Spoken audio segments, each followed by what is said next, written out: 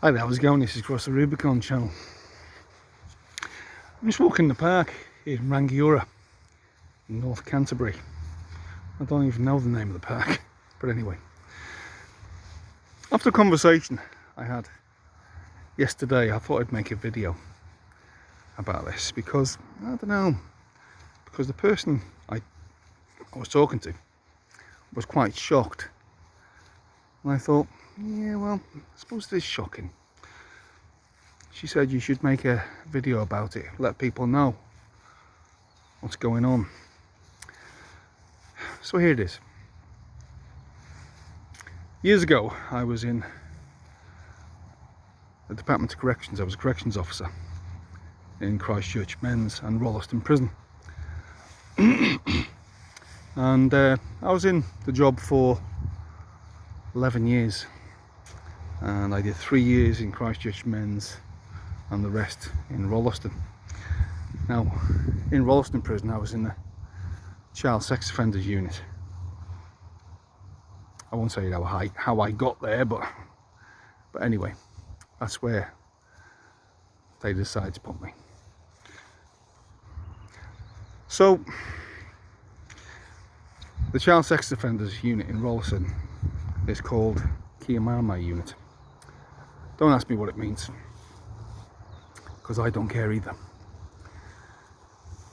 60 bed unit with a 20 bed unit next door, and the 20 bedder was mostly for the old fellas, infirm fellas, mostly child sex offenders, and 1 or 2 murderers, not child sex offenders, but people who had ailments, and they weren't allowed to mix with next door. But anyway, now in New Zealand, I'm not sure about the rest of the world, but here in New Zealand, most people don't understand the difference between a child sex offender and a paedophile. Now, when I first got to the unit, I was told don't read their files. When someone says don't do something, as you know, you tend to do it. And I did, and I read a lot of their files, what they did, and yes, some of the prisoners I hated because of things they did to children, their own children, other people's children, and not only did they do child sex, but some murdered them too. So yes, I, being a human being, I hated them. I didn't care about them. Now, there was paedophiles and there were child sex offenders. Now, most people think they're the same thing, but they're not. A paedophile is mostly men, not necessarily, mostly men, who get sexually turned on by children. And they could be children with quite uncomfortable to talk about, but just bear with me. A paedophile is a adult who gets turned on by children, male or female, but mostly men, and could be children with nappies, boys or girls. And anyway, without, because I'm visualizing it in my head, and it's not a comfortable place to be. That's a paedophile, and they do what they do, as you know. A child sex offender, on the other hand, who were in the same unit, a lot of them are young lads, and they were the types who went out one night for a few drinks, and they might have been 18, 19, and they met a girl in a pub or wherever, and I'm just mad-libbing here, so they meet a girl in the pub, and she tells them she's 18, and next thing, as is life, Bob's your uncle, he thinks he's the luckiest lad in the world, goes back to her place, whatever, and you know, the inevitable happens. And a couple of days later, gets a knock on the door, finds out the 18-year-old girl that he'd had sex with is 15. Now at the time, I'm not sure of the system now, but at the time when these kind of crimes happened, these young girls were getting a $10,000 payment. And the young man, 18-year-old, 19-year-old, whatever, he would be arrested for, I think it was technical rape, because of an underage, a minor, and they'd normally do about 4 to 6 years in jail. And they ended up in the child sex offenders unit in Rolleston Prison, Kia Marama. There's another one up north, but Kia Marama is like the flagship, and that's in Rolleston. So, is there a difference between a child sex offender, i.e. a young lad who goes out for a night out, meets a young girl who tells him she's 18 or 19 or 17 or 18, I think I'm not sure of the minimum age anyway. She tells him she's a certain age, everything's legal and above board, or so he thinks. They have sex, and then he gets a knock on the door, arrested, and his whole life is turned upside down, and he goes to jail. And not only that, now he's on a child sex offenders list forever, and he's considered a paedophile. Now these young men, these child sex offenders, they had to go through exactly the same program as these paedophiles, real paedophiles, men who groomed, men who got close to women, and men who got jobs where they can get access to young boys and girls, and so they could carry out their sordid sexual deviancies. They're paedophiles. So there's two types, two categories in a way, and but they had to go through exactly the same program, and I think it's wrong. I always did think it was wrong, and I said so, and I said so to the psychologists that I used to work alongside, and funny enough, in Kia Marama, the strangest thing, that all these psychologists that used to climb into these men's heads, they climb in, rummage around, find out all about their sexual deviancies, even role playing, where the psychologist used to literally play the victim, would you believe? Strangest thing. And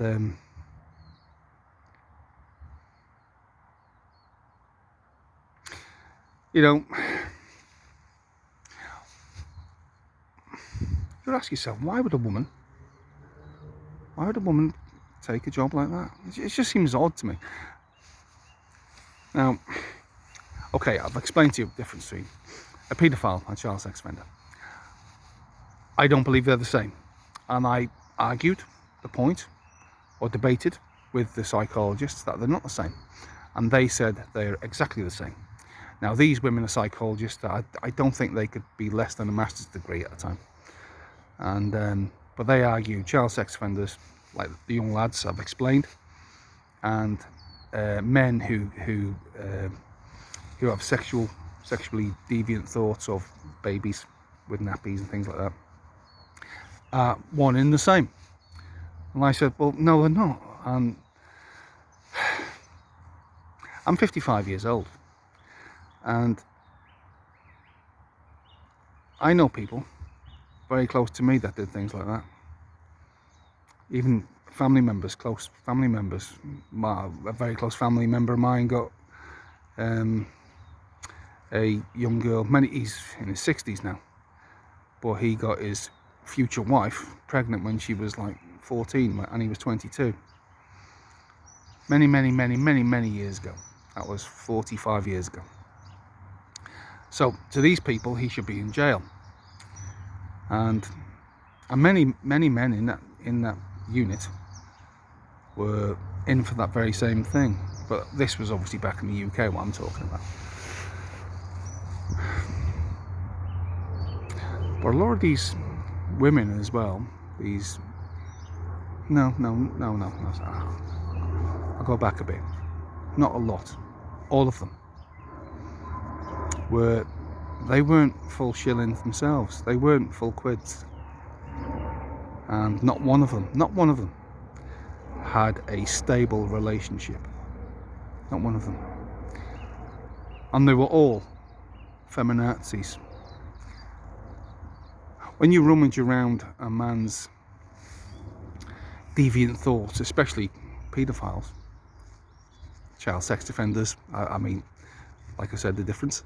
But when you rummage around men's heads, climb into their brains, and rummage around about their sexual deviancies, and you're a woman, I don't know, it's just not it's just not a natural place to be, is it? Now, when I was in there, in that unit, one or two of those psychologists would come to work in the summertime. I was in there for 7.5 years, I think, 7.5, 8 years. They'd come to work and they'd have skirts on, shaved legs,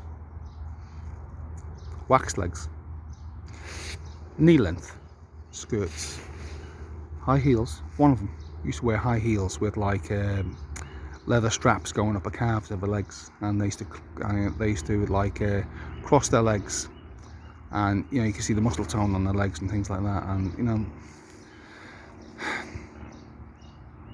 from a man's perspective, a red hot blooded male's perspective, i.e. myself, I used to think, you know, you think what you think, don't you, because you're a man. And one or two were quite attractive, but they used to come to work dressed like this, dealing with 60, many of them child sex offenders, like the lads I spoke about. And these lads were, in almost every sense, normal, and they used to think what a normal man would think when they see a woman crossing her legs and shaved legs and high heel shoes flicking the high heel and things like that.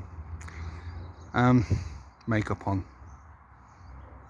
know what I'm saying, lipstick and eyeshadow. And I thought it was strange to do that. Why would they come to work and dress like that? Okay, you don't want them to come to work dressing like butchies.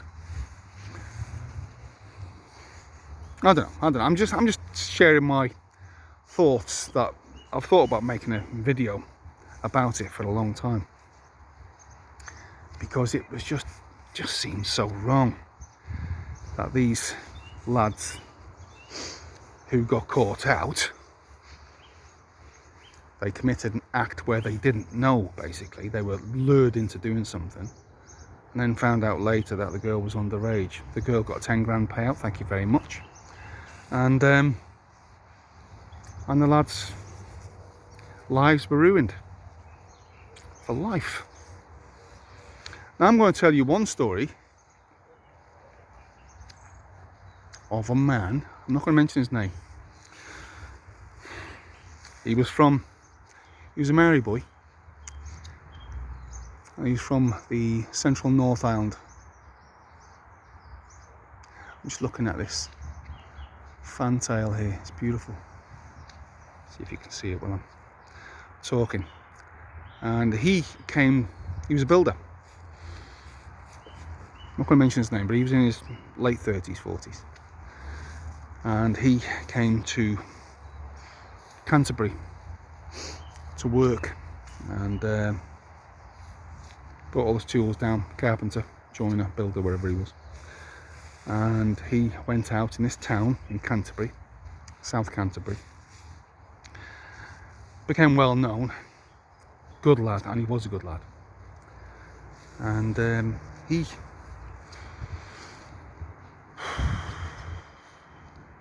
got to know people, went out, pubs, clubs, and one night he met these two girls. Now he told me this because I was his case officer, and we had some good old conversations. And we were the same age.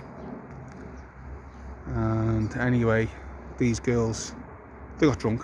He was with them in a bar or wherever. They got drunk, and he went back to their place, or his place, I can't remember. But anyway, he did the deed with two of them. Now, they told him they were 18. And he was about 30 odd at the time. And he thought he was the luckiest man in the world. Like most men would think they were the luckiest in the world. Pardon me for being a male. And 2 days later, he gets a knock on the door. Police. One of the girls was 16, the other one was 15. And the 15-year-old told her mum, and the police came round, arrested him.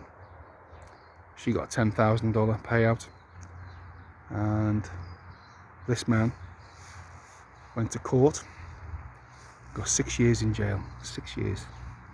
He went to Christchurch Men's, and he was so shook up, so damaged by it all, that he tried to commit suicide.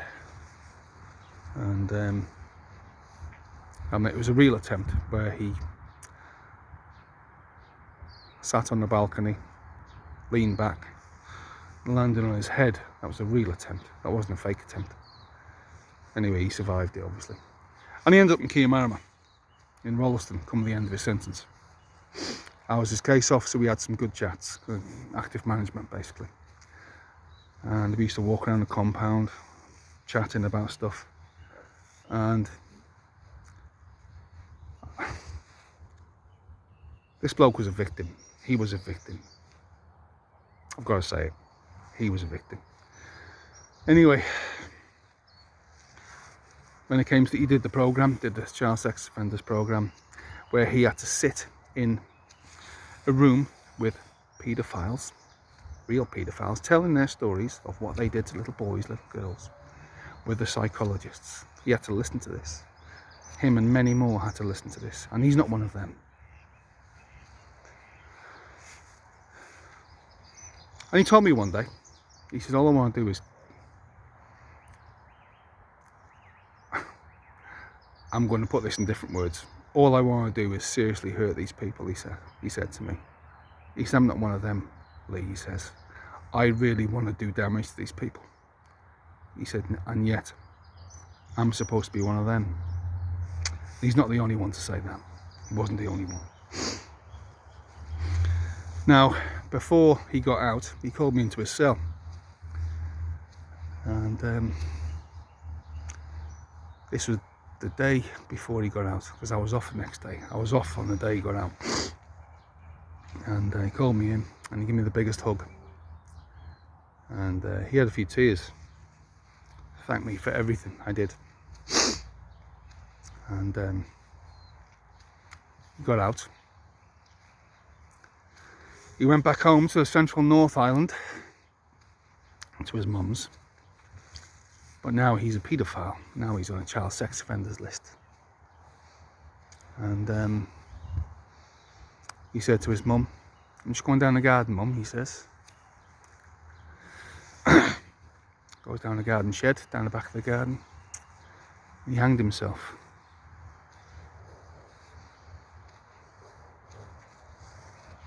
I won't tell you what his name is. But I tell that story, I told it the other day. And as you can probably see,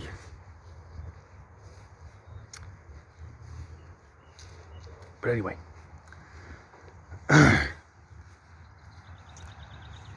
our lad was a solid, good, hard working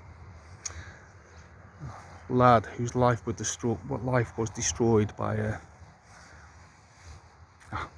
the system, if you like, and a young girl, stupid young girl, with a vindictive mother who's seen a $10,000 payout, which destroyed his life.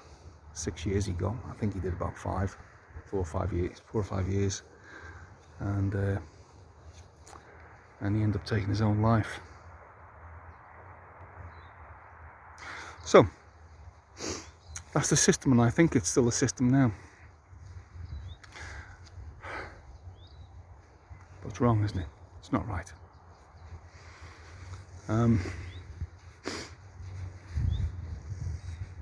So there you go, child sex offenders and paedophiles. There's a huge difference. And that was my experience of Kia Marama, where the system is so wrong.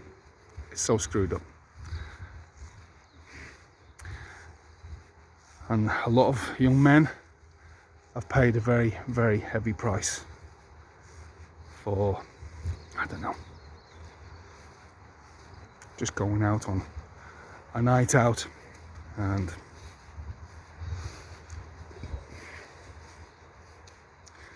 doing a deed with a young girl who told them they were older than what they were. Now, I've got to find my way out of here, but anyway. Okay. This is Cross the Rubicon. Please like, leave a comment. Share this video everywhere. See you later.